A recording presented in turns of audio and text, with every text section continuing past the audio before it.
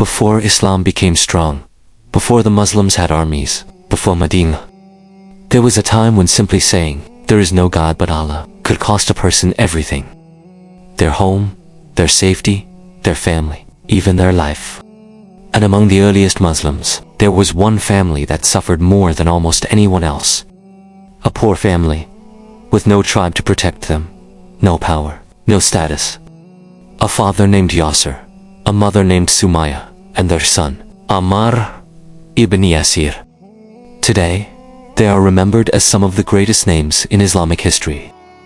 But at the beginning, they were simply defenseless believers, being tortured under the burning sun of Makkah. And what happened to them would leave a permanent mark on the history of Islam forever. To understand their story, you first have to understand what Makkah was like before Islam. The Quraysh controlled the city, and with that control came power, wealth, and pride. The Kaaba was filled with idols, tribal loyalty ruled society, and the rich elite feared anything that threatened their authority. Then the Prophet Muhammad, peace be upon him, began calling people to worship one God alone. Slowly, people began accepting Islam, but not the powerful chiefs. Instead, many of the earliest Muslims were slaves, the poor, the weak, outsiders, those without tribal protection. And among them was Yasir ibn Yasir. Yasir was not originally from Makkah. He had come from Yemen years earlier, and settled in the city under the protection of Banu Makhzum.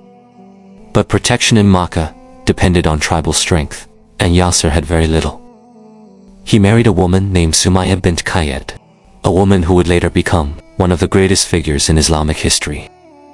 Together, they had a son, Ammar. When this family heard the message of Islam, they embraced it early, not because Islam offered them wealth, not because it offered protection, but because they believed it was the truth. And that decision would change their lives forever. Among the fiercest enemies of Islam was Abu Jahl, a proud leader of Banu Makhzum. Violent, arrogant, and deeply threatened by the Prophet, peace be upon him. When he learned that the family of Yasir had accepted Islam, he was enraged. Because in his eyes, people like Yasir and Sumayyah were supposed to obey, not challenge the beliefs of Quraysh. So, Abu Jahl and his men began brutally torturing them. They would drag them outside Mecca into the burning desert heat. The sand itself was scorching. The sun above them was merciless. And then, they placed armor made of iron onto their bodies, so the metal would heat under the sun and burn against their skin. They were beaten, humiliated, starved, and all of it for one reason, so they would abandon Islam. Imagine this scene: an elderly woman lying under the blazing desert sun, being tortured simply because she refused to deny Allah. And yet, they did not give up their faith. The Prophet Muhammad would sometimes pass by while they were being tortured. And this was one of the most painful realities of the early Meccan period. The Muslims were still weak. The Prophet could not physically stop the torture yet. He had no army, no state, no political power. But what he gave them was greater than the dunya itself. As he passed by them suffering, he said, "Be patient, O family of Yasir, for your promised place is paradise." Before we move on, subscribe to Tarikh Knowledge TV for powerful true stories from Islamic history. And stay till the end, because what happened next changed Islamic history forever. Think about those words. Not, "You may enter paradise." Not, "I hope Allah rewards you." But, "Your promised place is paradise," while they were still alive, while they were still suffering. Allah had already honored them, and those words became strength for them during unimaginable pain. But Abu Jahl's hatred only increased, especially towards Sumayyah.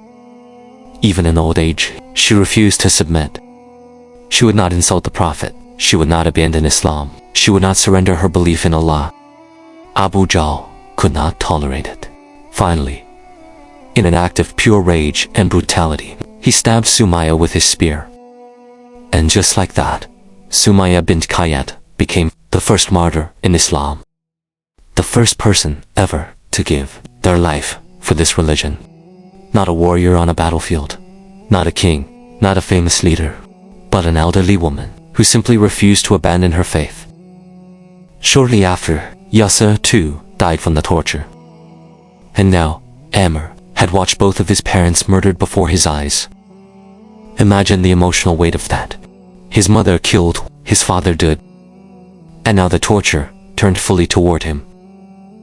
The Quraysh intensified their torture of Ammar, because now they wanted a symbolic victory. If they could break the son of Yasir and Sumayyah, it would discourage other Muslims.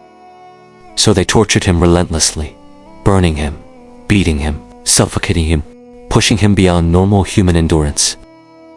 Until finally, in a moment of unbearable pain, Ammar said words praising their idols and speaking against the Prophet. The Quraysh was satisfied. They released him. But Ammar was shattered inside, because the moment he was free, he rushed back to the Prophet Muhammad crying, terrified, ashamed, broken, emotionally. He feared everything was over. He feared he had betrayed Islam. He feared he had lost Allah forever. And this moment is one of the most deeply human moments in Islamic history. Because Ammar was not weak in faith. He was broken by torture. There is a difference. When Ammar came to the Prophet did not shout at him. He did not humiliate him. He did not accuse him of hypocrisy. Instead, he asked him one question. How did you find your heart? And Ammar replied, my heart remained firm upon faith. Meaning, his tongue spoke under torture. But inside, he still completely believed in Allah. Then the Prophet comforted him and said, if they torture you again, then say it again. Think about the mercy in that response. Allah does not burden a soul beyond what it can bear. And then, Allah himself revealed verses about Ammar's situation. Allah revealed in Surah An-Nahl, except for one who is forced while his heart remains secure in faith. This verse established a major principle in Islam, that a person forced under extreme coercion while their heart remains firm in belief is not sinful before Allah. This became one of the most important principles in Islamic law and theology. And it all began with the suffering of Ammar ibn Yasir. His pain became a lesson for generations, a mercy for Muslims who would later face persecution, forced conversion, and oppression throughout history. Allah was teaching the believers something profound, that the true place of faith is the heart. And Ammar ibn Yasir did not disappear from history after this. He became one of the great companions of the Prophet. He fought in major battles, served Islam with honor, and remained deeply beloved among the Muslims. The Prophet even foretold Ammar's martyrdom decades later, and that prophecy eventually came true during the Battle of Siffin. But despite all the years that passed, people never forgot the family of Yasir, because they represented something eternal. That truth is not always easy, that faith sometimes demands sacrifice. Today, when Muslims speak about patience, steadfastness, and sacrifice, the names of Yasir, Sumayyah, and Ammar are always remembered. A poor family with no worldly power, yet honored forever in the history of Islam. Abu Jahl had power, wealth, status, but history remembers Sumayyah with honor and remembers him with disgrace. Because in the end, truth outlives oppression, and faith outlives tyrants. If this story moved you, support the channel by liking this video, subscribing, and sharing it so more people can learn the forgotten stories of our history.